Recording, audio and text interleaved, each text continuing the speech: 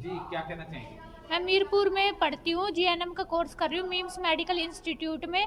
मेरे प्रिंसिपल ने मेरे साथ गलत हरकत करने की कोशिश की थी। उन्होंने मेरे को बुलाया नीचे फ़ोन करके कि मैंने उनको इन्फॉर्म किया कि सर एक लड़की की तबीयत ख़राब है, क्योंकि उन्होंने हमें हेड गर्ल बना रखा है कॉलेज का, इसलिए हमें उनको सारी बातें बतानी पड़ती है। कोई भी लड़की आ रही है या जा रही है या किसी की तबीयत ख़राब है तो मैंने उनको इन्फॉर्म किया कि एक लड़की की कंडीशन ख़राब हो रखी है, उसकी ज़्यादा तबीयत ख़राब है, तो सर मेडिसिन का क्या है। तो वो ये बोले कि भाई हॉस्पिटल में फ़ोन करके पूछ लो जिसकी ड्यूटी लग रही है, और उनसे बोलो कि मेडिसिन है या नहीं है।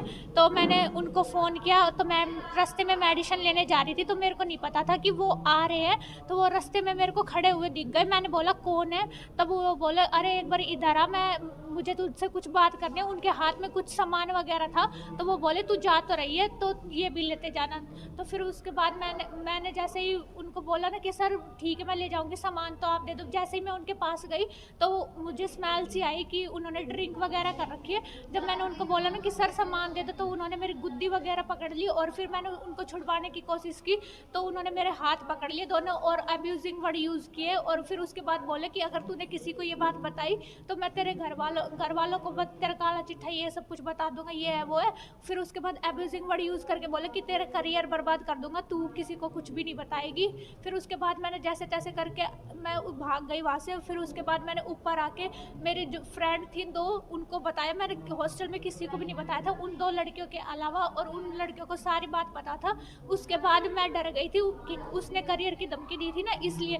फिर उसके बाद मैंने मतलब कि बात को दबा दिया, मैंने घर वालों को नहीं बताया क्योंकि मैं डरी हुई थी। फिर वो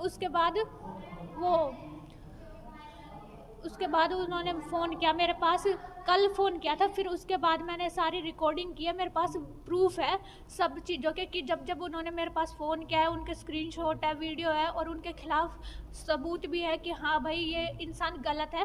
उसके बाद उन्होंने मेरे को फ़ोन पे बोला, सॉरी भी मांगा। उन्होंने बोला मैं यहाँ से छोड़ के चला जाऊँगा, मैं मर जाऊँगा, कन्नू तुम मेरे को भाई भाई मानती थी। और फिर उसके बाद उन्होंने बोला कि अगर तेरे को बात करनी है ना मेरे से तो कहीं भी बात कर लियो, कोई दिक्कत नहीं, मैं तेरे मम्मी के सामने भी बोल दूंगा कि हाँ मैंने ये गलती की है।